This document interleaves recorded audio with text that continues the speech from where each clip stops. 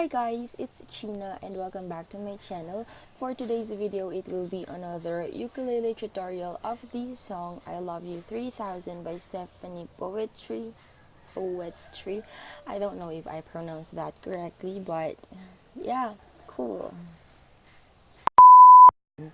For this song, we will only be needing 4 chords, and those chords are A minor, D7, B minor 7, and then E7. Sobrang dali lang aralin ng kantang to. Siguro pag beginner ka na, yung sobrang beginner, medyo tricky siya, pero yung siguro kung ilang months ka na din nagtutin ng ukulele, then siguro okay siya. For the first chord, A minor, basically, ilalagay mo lang yung middle finger mo dun sa second fret, 4th string dito. So, yan lang siya. Yan. Next chord is D7. Ibabar mo lang itong second fret, yan, ipipress mo siya lahat, and then itong middle finger mo is ilalagay mo dun sa first string, ito, yung pinakababa. So, ganyan, sa third fret. So, second fret, bar, then third fret is the pinaka-first string. Yan. Yan.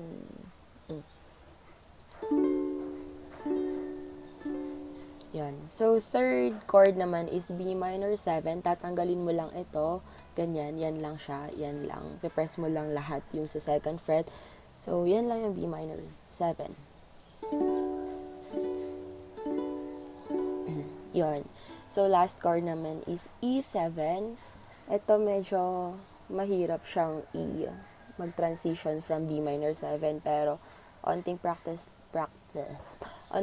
lang, magiging okay din siya. So, yung E7 is ilalagay mo yung index finger mo dun sa first fret, 4th string, and then middle finger mo dun sa third string, 2nd fret, and then itong ring finger mo dito sa first string ng 2nd fret din. So, yan siya. Ganyan, ganyan.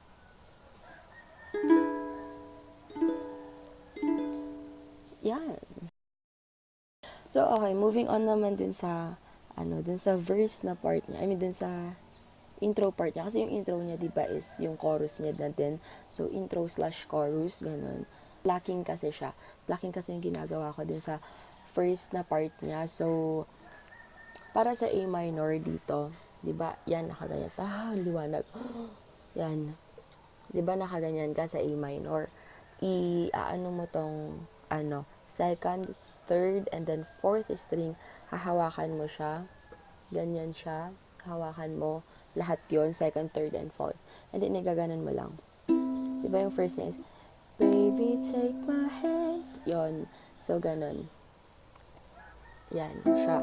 So, pagdating naman dun sa D7, diba, from A minor, magdi-D7 kang ganyan. First, second, third naman yung ipa-pluck mo. So, first, second, third na siya hanggang sa E7. So, ganyan. Yan. Ito naman. Diyos ko, paiba-iba yung ilaw. So, diba, from A minor ulit. So, ito. Oh, wait lang, ang layo ko kasi ingay kuya. Ayan. From A minor, ipa-pluck mo siya, diba, yung second, third, and 4th string. So, yan. And then, from D7 naman na. D7, ito na yung pinakababa naman na first, second, third. So, ganon. So, pagkarating naman ng B minor 7 ulit, yun ulit, yung first, second, third. Tapos sa E7, yun ulit, first, second, third. O, ganon. So, dalawang beses mo lang uulitin yung set nung chords para dun sa intro. So, ganito siya.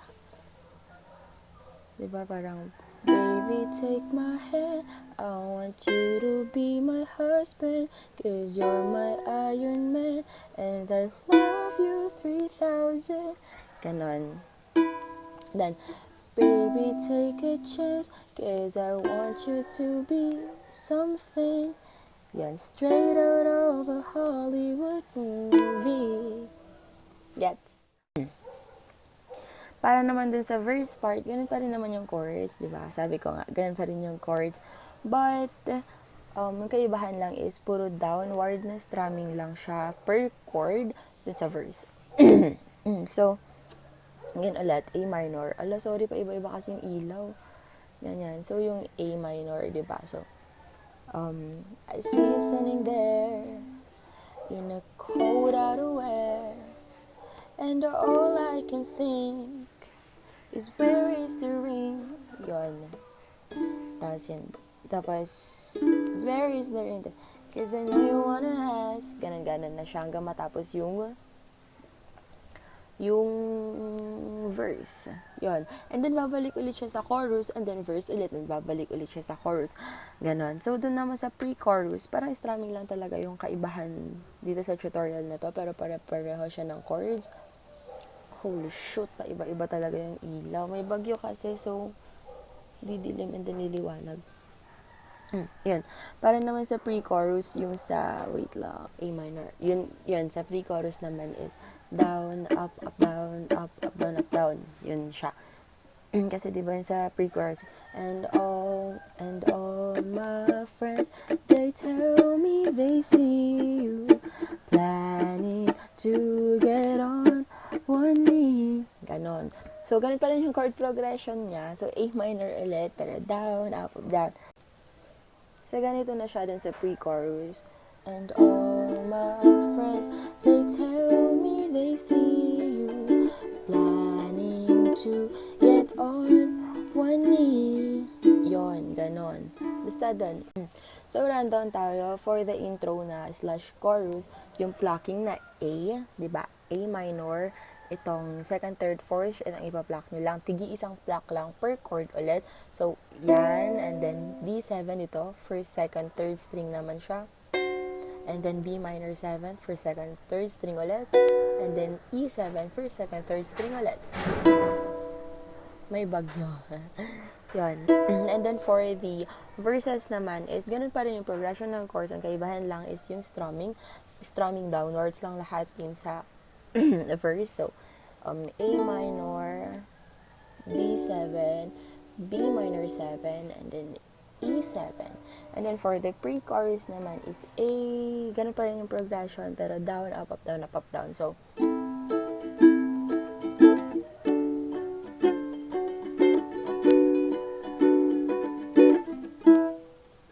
ganun lang. So, yan, ipi-play ko na lang yung kanta para makita nyo kung paano ko siya piniplay. Ganun ko, medyo magulo yung tutorial na to. So,